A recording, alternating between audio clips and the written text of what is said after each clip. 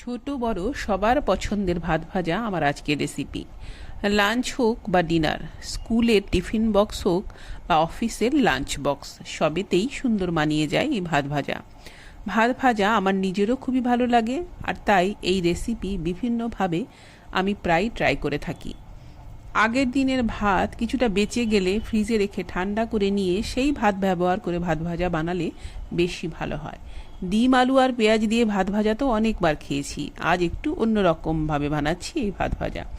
Breast chicken marinate করে রেখে দিয়েছিলাম 30 মিনিট আগে। ম্যারিনেশনে ব্যবহার করেছি জল ঝরানো টক দই, আদা রসুন বাটা, লঙ্কা গুঁড়ো, গরম মশলার গুঁড়ো, সয়া সস, ময়দা, কর্নফ্লাওয়ার ও লবণ। কয়েকটা কারি পাতা আজ আমি এই ভাত ভাজা বানাতে ব্যবহার করেছি। চিকেন ভেজে তুলে নিয়ে সেই তেলে দিয়েছি কিছুটা বাটার, কুচো করে রাখা রসুন, কাঁচা লঙ্কা। তারপরে দিয়েছি স্লাইস করে কাটা পেঁয়াজ, ক্যাপসিকাম, টমেটোর বীজগুলো আমি ফেলে দিয়েছি।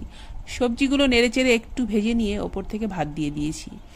ভাতের ওপরে দিয়েছি ভেজে রাখা চিকেন, কারি পাতা আর কিছুটা কাবলি ছোলা সেদ্ধ। পরিমাণ করে লবণ, চিনি দিয়েছি।